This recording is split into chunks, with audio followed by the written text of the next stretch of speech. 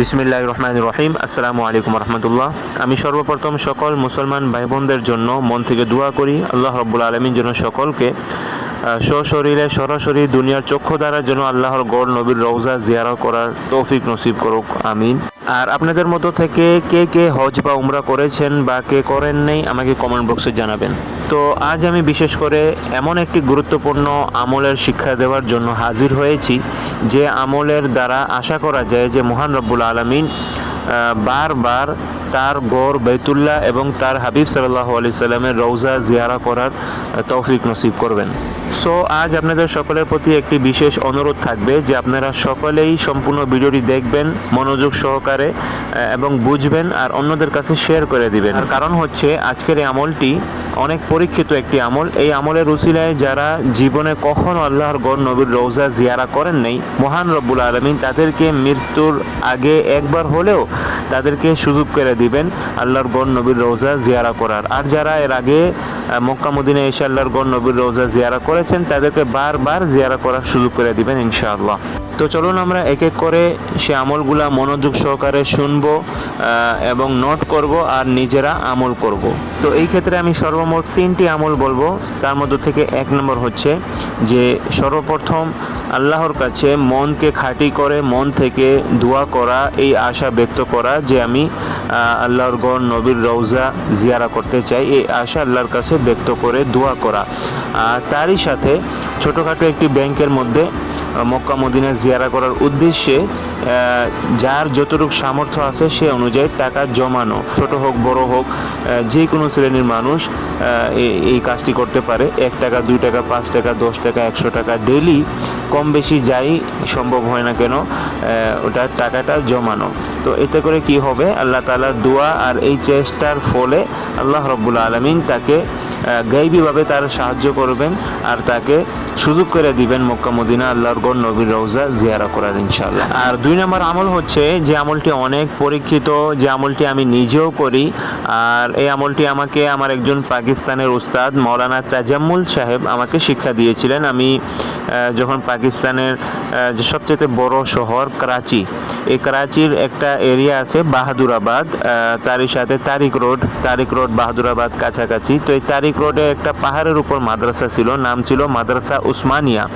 সেখানে আমার অনেক স্মৃতি রয়েছে, এজন্য আমি আজও পর্যন্ত নিজের নামের সাথে ওই মাদ্রাসার ভালোবাসায় উসমানী শব্দ ব্যবহার করি, যারা আমাকে চিনেন। তো যাই হোক, ওই মাদ্রাসাতে আমি পড়াশোনা করেছি। তো ওই মাদ্রাসার একজন উস্তাদ মৌলানা তাজাম্মুল সাহেব, ওনার থেকে আমি হ্যান্ড রাইটিংও শিখেছি। তো উনি একদিন আমাদের সবাইকে একটি আমল শিক্ষা দিয়েছেন কাবা ঘর, বাইতুল্লাহ এবং নবীর রওজা বারবার জিয়ারা করার জন্য। আর সেই আমলটি আমি আজও পর্যন্ত করি। আমার মনে হয় এই আমলের বরকতেই আমাকে আল্লাহ রাব্বুল আলামিন হারাম শরীফের কাবা শরীফের এত নিকটে থাকার সুযোগ করে দিয়েছেন যে আমি বারবার যতবার ইচ্ছা ততবারই কাবা ঘরে গিয়ে তোয়াফ করতে পারি, কাবা ঘরকে ধরতে পারি, জিয়ারাত করতে পারি আর কাবা ঘরের ইমামের পিছনে 5 ওয়াক্ত নামাজ আদায় করতে পারি আলহামদুলিল্লাহ। আর আজ আমি সেই আমলটি আপনাদেরকেও শিক্ষা দিব। আমলটি হচ্ছে আমার উস্তাদ বলেছিলেন যখন নামাজের আজান দেওয়া হয় তো প্রথমত আজান মনোযোগ সহকারে শুনতে হবে এবং আজানের উত্তর দিতে হবে। এরপরে যখন আজান শেষ হয়ে যাবে তখন একবার দুরূদ শরীফ পাঠ করতে হবে, যে কোনো দুরূদ শরীফ। একবার দুরূদ শরীফ পাঠ করার পরে তালবিয়া পাঠ করতে হবে একবার। তালবিয়া হচ্ছে যারা হজ বা উমরা করতে আসেন তারা মিকাত থেকে যে নিয়ত করেন হজ বা উমরার, নিয়ত করার পর থেকে কাবা ঘর দেখার আগ পর্যন্ত সকল হাজিদেরকে বা উমরাকারীদেরকে তালবিয়া পাঠ করতে হয়। এটা সবচেয়ে উত্তম জিকির হয়ে যায় তাদের জন্য যারা হজ বা উমরা করবেন। তালবিয়া হচ্ছে লাব্বাইক আল্লাহুম্মা লাব্বাইক, লাব্বাইক লা শারীকা লাকা লাব্বাইক, ইন্নাল হামদা ওয়ান নি'মাতা লাকা ওয়াল মুলক লা শারীকা লাক। তো এই তালবিয়াটি আজান শেষ হওয়ার পরে একবার দুরূদ শরীফ পাঠ করার পরে একবার তালবিয়া পাঠ করতে হবে। এরপরে আজান শেষে যে দোয়া আছে আল্লাহুম্মা রব্বা হাযিহিদ দাওয়াতিত তাম্মা ওয়া সালাতিল কাইমা আতি মুহাম্মাদানিল ওয়াসিলাতা ওয়াল ফাযিলা ওয়া বা'আসহু মাকামান মাহমুদানিল্লাযী ওয়া'আদতা ইন্নাকা লা তুখলিফুল মিআদ। এই আজান শেষের দোয়াটি একবার পাঠ করে আবারও শেষে একবার দুরূদ শরীফ পাঠ করতে হবে। তাহলে আজান শেষের পরে কি পাঠ করা হলো? আজান শেষ হওয়ার পরে একবার দুরূদ শরীফ, একবার তালবিয়া, আর আজান শেষের দোয়া একবার, এরপরে আবারও একবার দুরূদ শরীফ। তো এই আমলের ফলে মহান রব্বুল আলামিনের কাছে আশা করা যায় যে আল্লাহ রব্বুল আলামিন তাকে বারবার বাইতুল্লাহ আর নবীর রওজা জিয়ারা করার সুযোগ করে দিবেন ইনশাআল্লাহ। আর সর্বশেষ আল্লাহর ঘর বাইতুল্লাহর বারবার জিয়ারত করার 3 নম্বর আমল হচ্ছে কোরআনের 114টি সূরার মধ্য থেকে 28 নম্বর সূরা, যার নাম সূরা আল কাসাস। এই সূরাটি রয়েছে 20 নম্বর পারার মধ্যে, আর এই সূরার একটি আয়াত আছে যে আয়াত নম্বর হচ্ছে 85 নম্বর আয়াত। তো এই 85 নম্বর যে আয়াতটি রয়েছে, পুরো আয়াত না বরঞ্চ আয়াতের অর্ধেক অংশ আমি পড়ে শোনাই, আপনারা শুনুন।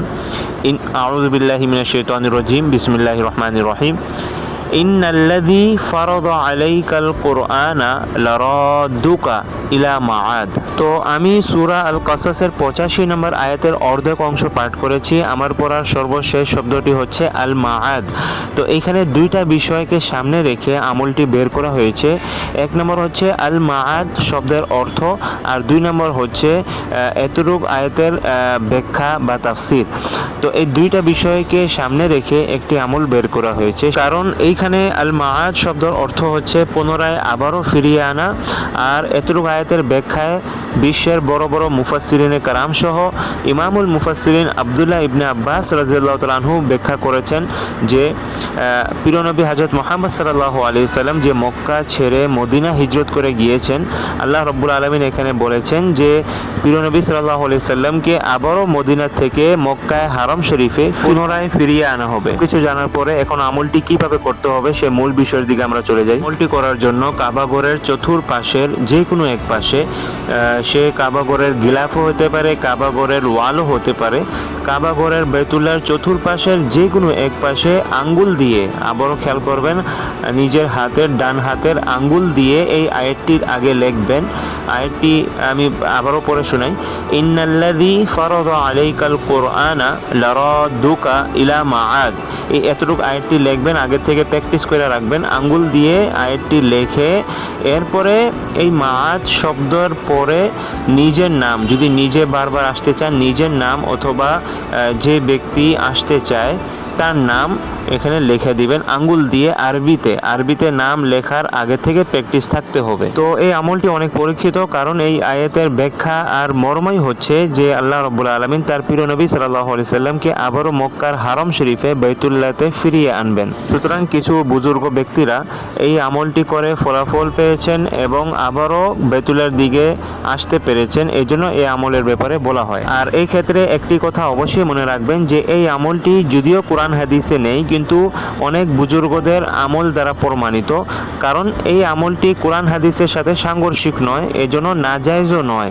সুতরাং এই আমলটি করা যেতে পারে আর করা দরকারও বটে। তো সম্মানিত দর্শক শ্রোতা, আজ আমি আপনাদেরকে আল্লাহর ঘর বাইতুল্লাহ আর নবীর রওজা বারবার জিয়ারা করার 3টি গুরুত্বপূর্ণ পরীক্ষিত আমল বলে দিয়েছি। আশা করি আপনারা নিজেরাও এই আমলগুলো প্রতিনিয়ত করবেন, আর এই ভিডিওটি বেশি থেকে বেশি শেয়ার করে অন্যদেরকেও এই আমলগুলো করার সুযোগ করে দিয়ে নেকি অর্জন করবেন ইনশাআল্লাহ।